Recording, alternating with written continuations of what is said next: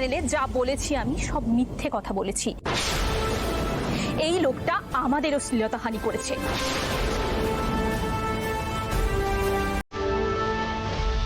আমিও আছি।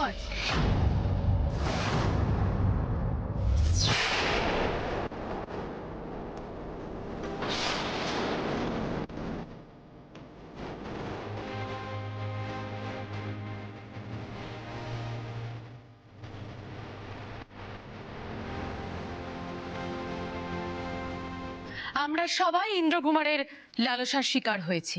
ও মাই গড, এসব কি শুনছি? আপনারা প্লিজ আমাকে একটু এক্সপ্লেন করুন তো। আপনারা সবাই প্লিজ কাট করে আসুন।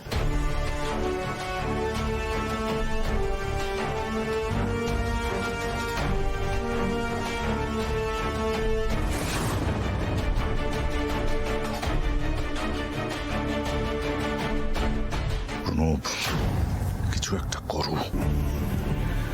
কেসটা আমার হাতের বাইরে বেরিয়ে গেছে, তবু আমি শেষ একবার চেষ্টা করছি। আমার সাথে ইন্দ্রকুমার শ্লীলতাহানি করেছে 10 বছর আগে। কাউকে কিছু বলতে পারিনি, কিন্তু মনে মনে প্রতিদিন এটাই চেয়েছি যেন তার পতন হয়। আজকে সুযোগ পেলাম, তাই আর চুপ করে থাকতে পারলাম না। আর 6 বছর আগে আমার সাথে নোংরামি করেছিল এই লোকটা। 6 বছর ধরে সেই যন্ত্রণা আমি মনের ভেতর রেখে দিয়েছিলাম, আর আমি চাই ওর এমন শাস্তি হোক যাতে বাকিটা জীবন ও আমাদের মতো যন্ত্রণা ও ভয় পেয়ে বাঁচে। আমার ক্যারিয়ার ধ্বংস করে দিয়েছে এই লোকটা। এবার তোমার মুখোশ খুলে পড়ে গেছে ইন্দ্রকুমার। এবার তোমার বাঁচার আর কোনো উপায় নেই। আর এই লোকটাই চাপ দিয়ে বাধ্য করেছিল আমাদেরকে আলোক পনার বিরুদ্ধে মিথ্যে কথা বলতে। আর সেই জন্যই আমরা অন্য একটা নিউজ চ্যানেলে গিয়ে ইন্টারভিউ দিয়েছিলাম। আমরা আদালতের কাছে ক্ষমা প্রার্থী নিউজ চ্যানেলে গিয়ে মিথ্যে বলার জন্য। বিশ্বাস করুন, এছাড়া আমাদের কাছে কোনো উপায় ছিল না। আর মধুরিমা ইন্দ্রকুমারের কথা শুনতে চায়নি বলে ওকে লোক লাগিয়ে খুন করে দিল। শয়তান একটা। ইন্দ্র, আমার বোধহয় মুখ না খোলাই ভালো, তাই না? আমার কেরিয়ারের শুরুর দিন থেকে তুমি আমাকে ভোগ করার চেষ্টা করেছো, ভয় দেখিয়েছো।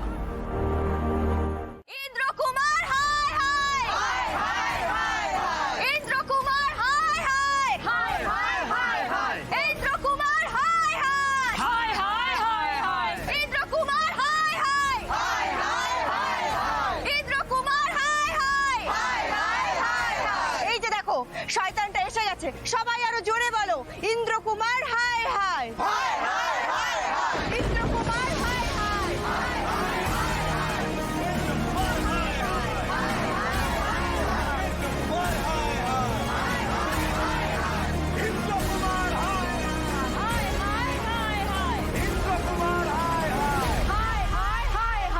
আমার সবচেয়ে বড় ভুল হয়েছিল তোমাকে ছেড়ে দেওয়া।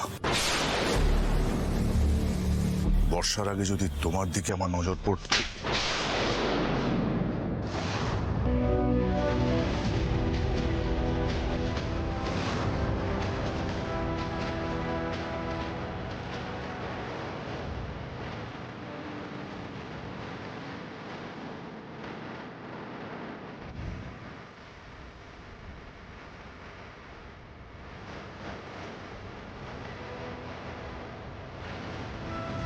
আমার মেয়ের সঙ্গে যার বিয়ে হয়েছিল ইন্দ্রকুমার, আমি তাকে ওরে হাত করিনি।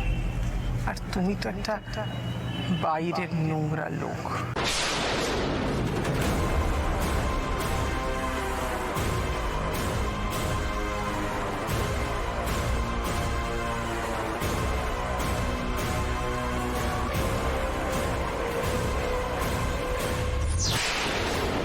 আর কোনোদিন যদি মেয়েদের দিকে চোখ তুলে তাকাতে দেখেছে, চোখ উপড়ে নেব।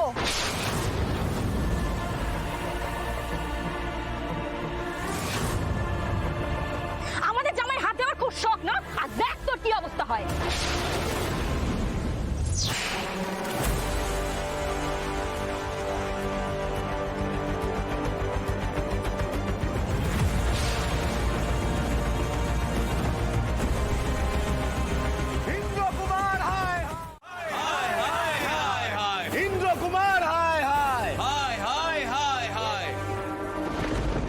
একদম উচিত শিক্ষা হয়েছে ওর। একদম ঠিক বলেছেন সৃজন, এরকমই শাস্তি হওয়া উচিত, যাতে ভবিষ্যতে কোনো পুরুষ কোনো মহিলার সাথে অসভ্যতা করার কথা কল্পনাও না করতে পারে। সমাজে তোমাদের মতো মানুষরা আছে বলেই সাধারণ মানুষরা এত ভরসা পায় না।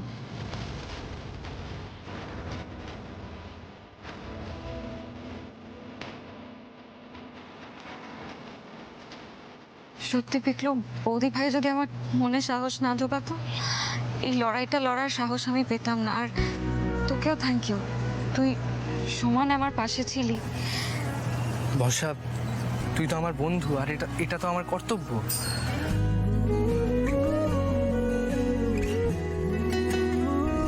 আমি আমার যোগ্যতার দিব্যি বলছি সৃজন, এই লড়াইটা আমি বর্ষার জন্য নয়, নিজের জন্য লড়ছি। পর্ণা, লড়াইটা হয়তো আপনি শুধুমাত্র নিজের জন্য লড়েছিলেন, কিন্তু এই জয়টা আজ আমাদের সকলের হয়েছে। আপনি পাশে ছিলেন যে সৃজন, আপনি পাশে না থাকলে আমি একা কিচ্ছু করতে পারতাম না।